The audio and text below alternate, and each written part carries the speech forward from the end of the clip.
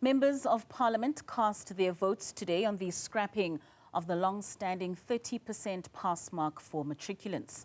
119 voted to maintain the pass rate and 87 voted to change it. The vote came in light of growing concerns over educational standards and the efficacy of the current minimum requirements for high school students.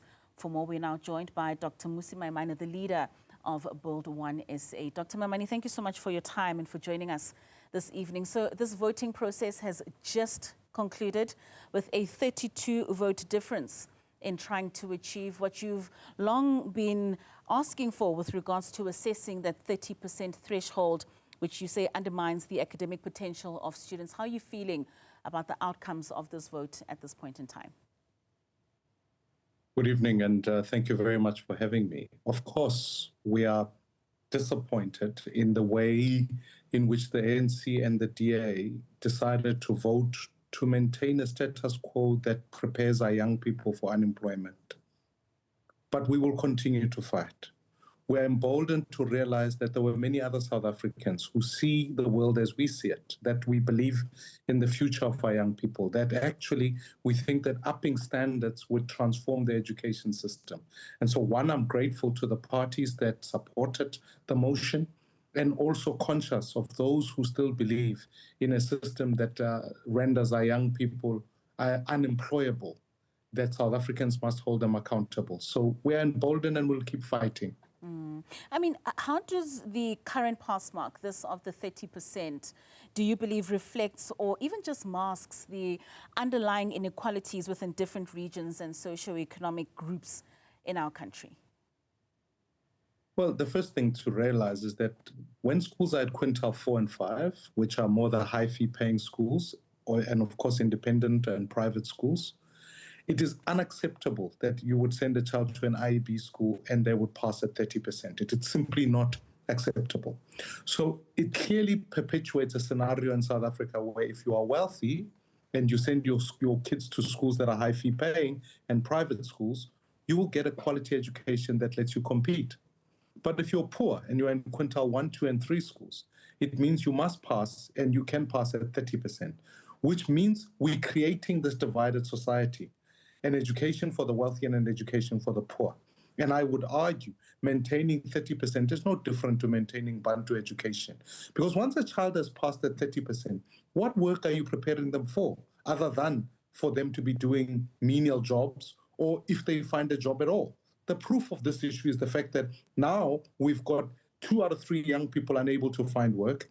It's clear that those young people who are passing at 30 cannot go to university or a TVET college. And whilst the government says actually that few young people pass at that 30% mark, what it does perpetuate is the idea that the overall pass mark is calculated on an aggregate, meaning that we see ourselves saying we are achieving 82% pass rate or the class pass for the year. But what it means is that when you dig into those numbers, only 49% of those young people are able to go to university, whereas the majority of them are ending up in the queues of unemployment. And so for me, the pain that we're seeing is that we're replicating a dual system, a system that prepares the wealthy for competition and a system that compels the poor to remain poor in an education that is poor in and of itself.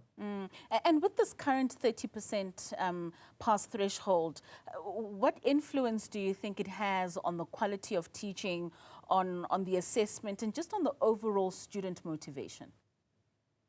Completely. It tells teachers that they are assessed at being able to produce fairly poor marks. And I would urge the unions not to allow themselves to be used in this space to preserve a system such as passing children at 30%, because when you do the annual national assessments and you look at where teachers sit, it's quite easy for a teacher to be able to attain that.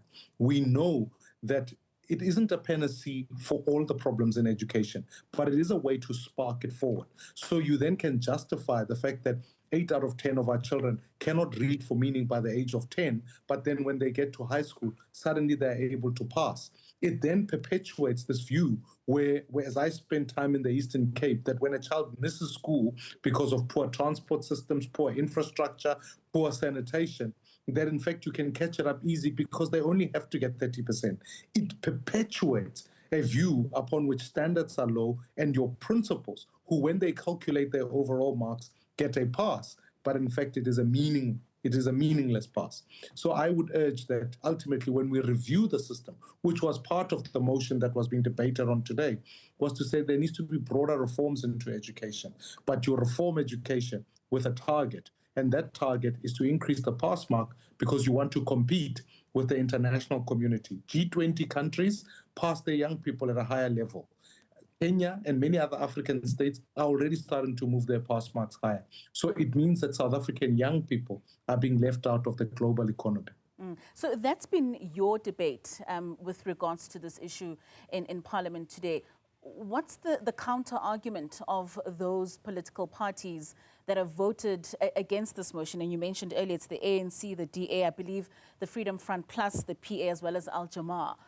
With regards to them saying they're voting against the increase of this 30% mark, what's their reasoning? They fundamentally argue that to pass the National Senior Certificate, you need 3 subjects at 40%, of which one of them is a home language and a second language, and then you can pass the remaining 3 at 30%. And therefore, at that minimum threshold, it only affects 189 learners. So they say this is a matter for a small population. But what they refuse to see is the fact that when you do maths and science marks, for argument's sake, and you look at the population of learners that are writing that subject, were you to pass those learners at 50% for maths and science, the percentage of those who pass maths actually drops to 30%, which means we've only got 30% of learners who sit for the National Senior exam. Passing mathematics at 50%, only 30% of them can do that. That, for me, tells me that as an economy and as a sector, you are unable to compete in the world of AI.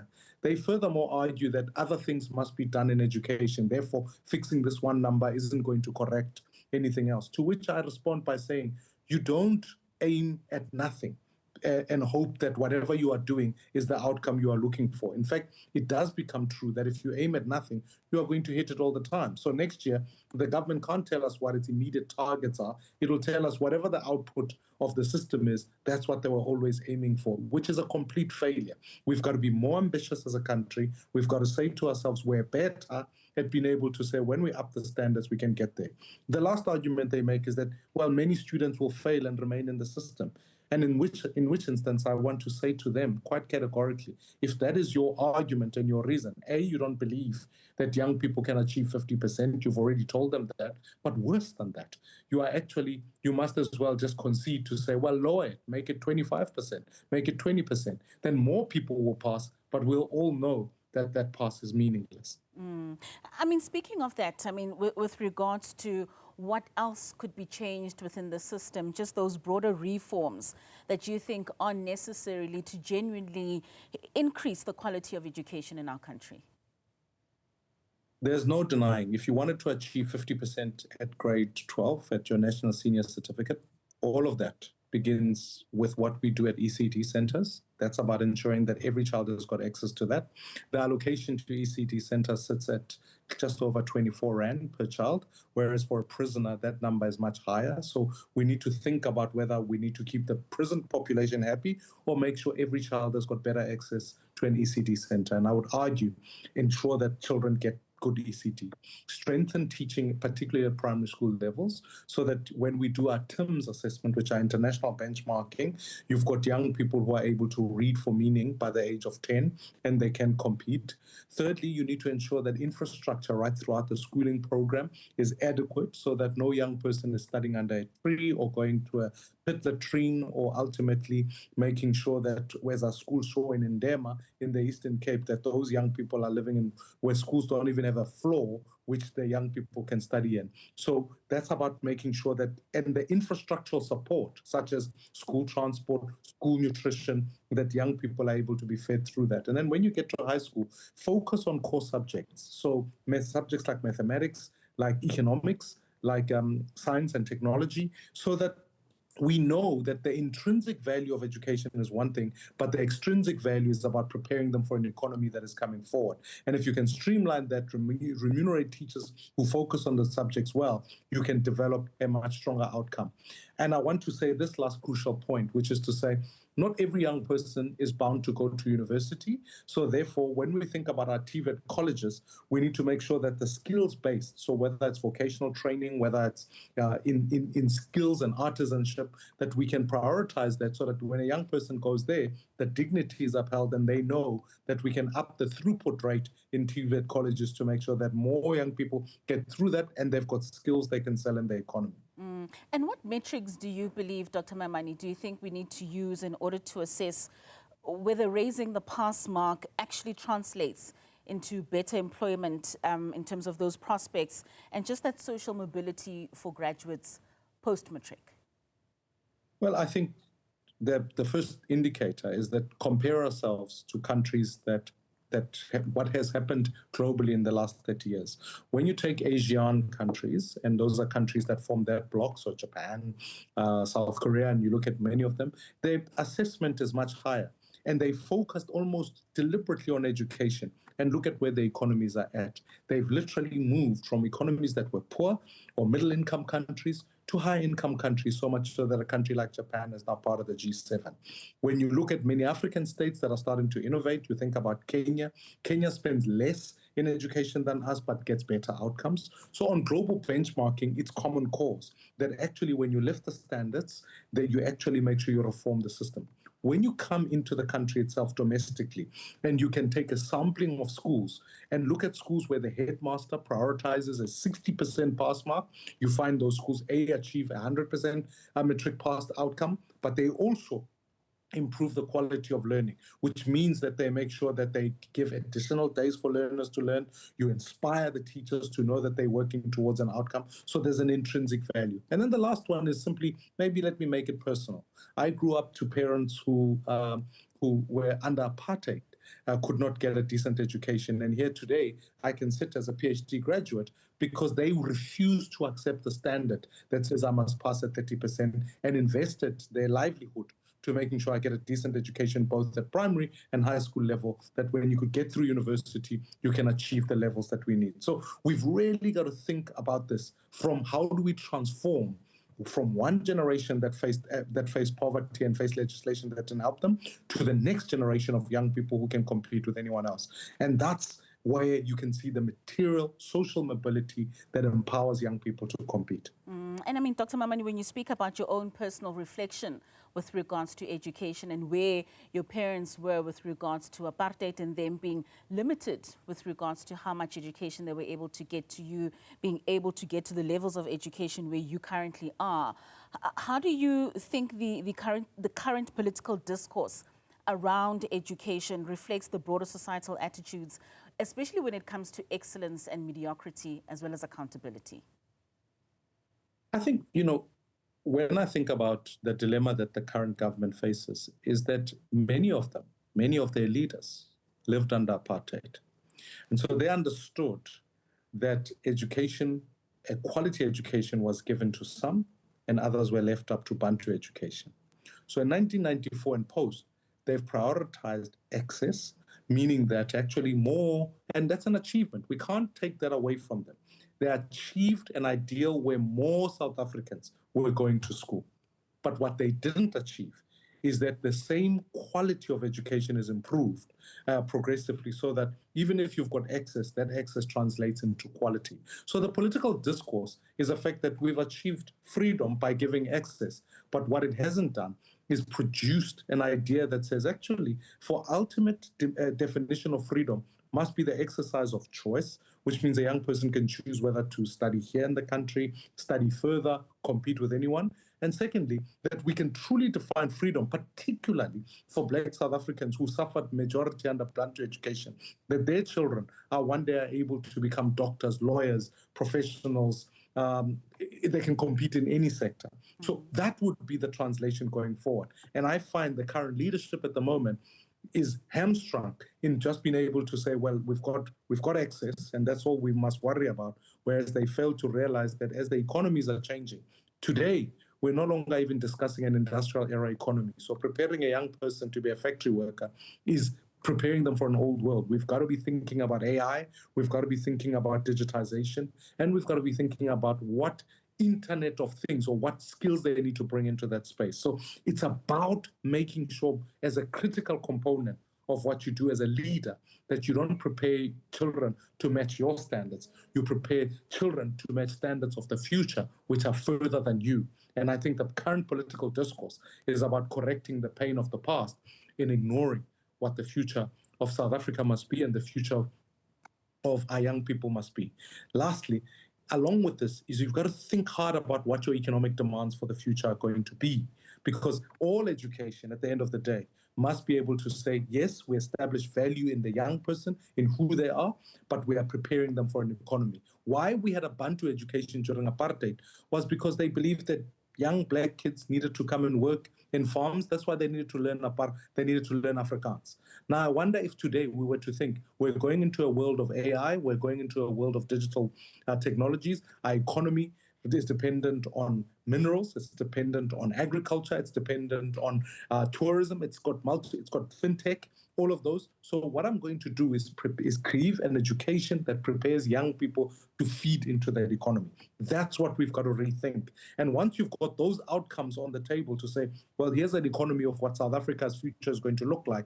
How do I produce young people who graduate in that? And then furthermore, higher education that meets those needs. That would be rethinking education. So beyond the policymakers, Dr. Maimane, what do you think is the critical mindset shift that is needed amongst educators, amongst communities, in order for us to be able to elevate our level of education to a quality that we would admire as a country?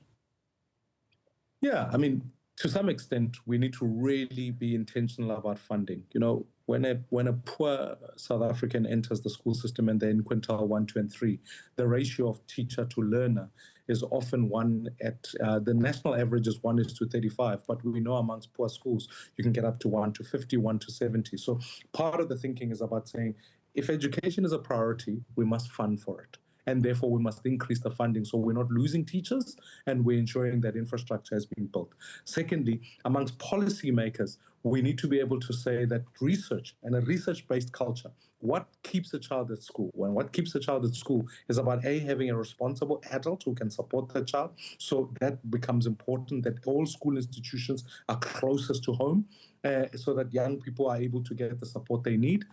The infrastructure is correct, but also furthermore, it's about thinking hard about the type of curriculum we want to put on the table for young people. And curriculum reform has been something that has been spoken about over the last decade, and nothing really substantive has done, because there's certain skills that I will need to learn and I want my kids to learn now, such as robotics and changing those subjects for the future. So it really requires a leadership group that is starting to think about how do we reform our education system for the future. And I'm not certain that at this point in time, we've almost thrown our hands in the air and said, so long as we can get them in school and they stay in school, it doesn't matter what they learn.